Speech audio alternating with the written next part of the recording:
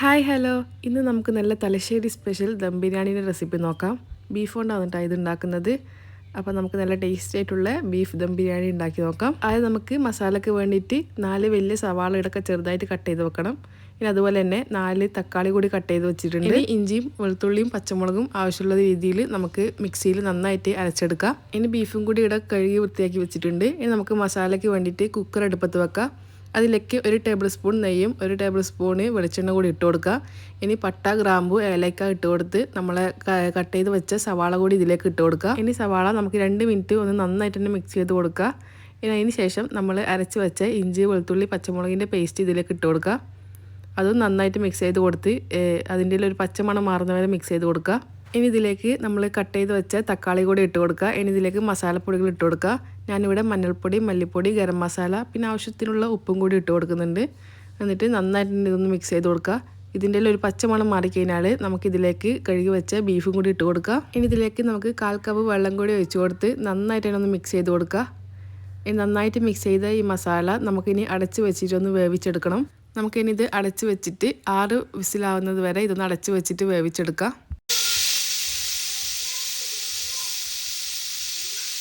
അങ്ങനെ 6 വിസിലിന് ശേഷം ബീഫിൽ നന്നായിട്ട് വെന്ത് വന്നിട്ടുണ്ട്. നമുക്കിതിലേക്ക് ഉപ്പാറ്റം ആവശ്യമുണ്ടെങ്കിൽ ഇതിലേക്ക് ഇട്ട് കൊടുക്കാം. ഞാൻ ഇതിൽ നിന്ന് 1 കപ്പ് മസാല കോരി മാറ്റി വെച്ചിട്ടുണ്ടായിരുന്നു. ഇനി നമുക്കിതിലേക്ക് കട്ട തൈരിട്ട് കൊടുക്കുക. പുളി കുറഞ്ഞ തൈരാണ് ഇട്ട് കൊടുക്കുന്നത്. ഇനി എരിവിന് ആവശ്യമുള്ള കുരുമുളക് കൂടി ഇട്ട് കൊടുക്കുക. ഇനി കുറച്ചധികം തന്നെ മല്ലിയും പുതിന ഇലയും കൂടി ഇട്ട് കൊടുക്കുക. എന്നിട്ട് നന്നായിട്ട് ഇതൊന്ന് മിക്സ് ചെയ്ത് കൊടുക്കുക. ഇനി ഇത് നന്നായിട്ടൊന്ന് വെള്ളത്തിൽ വെറ്റിച്ചെടുത്ത് കഴിഞ്ഞാൽ നമ്മൾ മസാല ഇവിടെ റെഡി ആയിട്ടുണ്ട്. ഇനി നമുക്കിതങ്ങ് മാറ്റി വെക്കാം. ഇനി നമുക്കിതിനാവശ്യമുള്ള റൈസ് ഉണ്ടാക്കിയെടുക്കാം. അതിന് വേണ്ടിയിട്ട് അടുപ്പത്ത് പാത്രം വെച്ച് അതിലേക്ക് 2 ടേബിൾ സ്പൂൺ നിറയെ നെയ്യ് ചേർത്ത് കൊടുക്കുന്നുണ്ട്. പിന്നെ 1 ടേബിൾ സ്പൂൺ ഓയിൽ കൂടി ഒഴിച്ച് കൊടുക്കുക.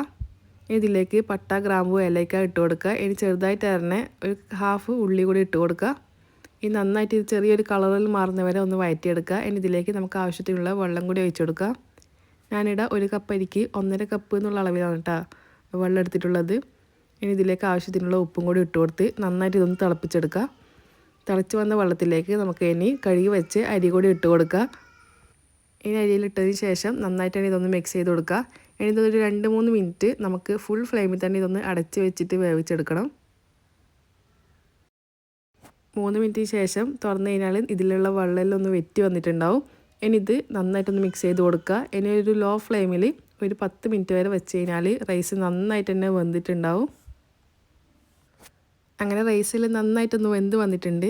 ഇനി നമുക്ക് ഈ റെഡിയായ റൈസിൽ നിന്ന് കുറച്ച് റൈസ് നമുക്ക് വേറൊരു പാത്രത്തിലേക്ക് മാറ്റി വെക്കാം. ഇനി ബാക്കി ഇതിലുള്ള റൈസ് നന്നായിട്ടൊന്ന് ഇതുപോലെ നിരപ്പാക്കി കൊടുക്കുക. ഇനി നമുക്കിത് ഒന്ന് ദം ചെയ്തെടുക്കാം. ഇതിൻ്റെ മേലേക്ക് നമ്മൾ റെഡിയാക്കി വെച്ച മസാലയാണ് ആദ്യം ഇട്ട് കൊടുക്കുന്നത്. ഞാനിവിടെ മുഴുവൻ മസാല ഇട്ട് കൊടുക്കുന്നുണ്ട്. എന്നിട്ട് ഇത് നന്നായിട്ടൊന്ന് ഷേപ്പാക്കി എടുക്കുക. ഇനി ഇതിൻ്റെ മേലേക്ക് നമുക്ക് കുരുമുളക് പൊടി ഇട്ട് കൊടുക്കുക. പിന്നെ ഇതിൻ്റെ മേലേക്ക് തന്നെ കുറച്ച് ഗരം മസാല കൂടി ഇട്ട് കൊടുക്കുന്നുണ്ട്. ഇനി നമ്മൾ മാറ്റി വെച്ച റൈസ് മുഴുവനും ഇതിൻ്റെ മേലേക്ക് ഒന്ന് ഇട്ട് കൊടുക്കുന്നുണ്ട്. ഇനി ഒന്ന് ഇത് ഷേപ്പാക്കി എടുത്തതിന് ശേഷം നമ്മൾ മാറ്റി വെച്ച മസാല കൂടി ഇതിൻ്റെ മേലേക്ക് ഒന്ന് ഒഴിച്ച് കൊടുക്കുക. നിങ്ങൾക്ക് ആവശ്യമില്ലാത്ത മസാല ഇതിൻ്റെ മേലേക്ക് ഒഴിച്ച് കൊടുക്കുക. ഇനി നമുക്ക് കുറച്ചധികം തന്നെ നെയ്യ് ഇതിൻ്റെ മേലേക്ക് ഒഴിച്ച് കൊടുക്കുന്നുണ്ട്. നെയ്യ് ഒഴിച്ച് കൊടുത്താൽ നല്ല ടേസ്റ്റ് ഉണ്ടാവും. ഇനി നമുക്ക് ചെറുതായിട്ട് അരിഞ്ഞ മല്ലിയിലയും പുതിനയിലയും ഇതിൻ്റെ മേലേക്ക് കുറച്ചധികം തന്നെ ഇട്ട് കൊടുക്കുക. ഇനി ഇതൊന്ന് അടച്ച് വെച്ച് 15 മിനിറ്റ് ലോ ഫ്ലെയിമിലാക്കി കഴിഞ്ഞാൽ അതിന് ശേഷം നമ്മൾ റൈസിയുടെ ബിരിയാണിയുടെ റെഡി ആയിട്ടുണ്ടാവും. അങ്ങനെ നല്ല ടേസ്റ്റി ആയിട്ടുള്ള ബിരിയാണിയുടെ റെഡി ആയിട്ടുണ്ട്. നമ്മളെ തലശ്ശേരി ഭാഗത്ത് കണ്ണൂരെല്ലാം ഇതുപോലെയാണ് കേട്ടോ കല്യാണ പെരക്കൽ ഉണ്ടാക്കൽ ബിരിയാണി. നല്ല ടേസ്റ്റാണ് ഇതുപോലെ ഉണ്ടാക്കുമ്പോൾ. അപ്പോൾ എല്ലാവരും ട്രൈ ചെയ്ത് നോക്കാം. ഇതിൽ ആക്കി കഴിഞ്ഞാൽ ഇതിൻ്റെ ഫീഡ്ബാക്കും കൂടി അറിയിക്കണം. അപ്പോൾ അത്രയേ ഉള്ളൂ. പുതിയൊരു വീഡിയോയുമായി കാണാം. Bye. Thank you for watching.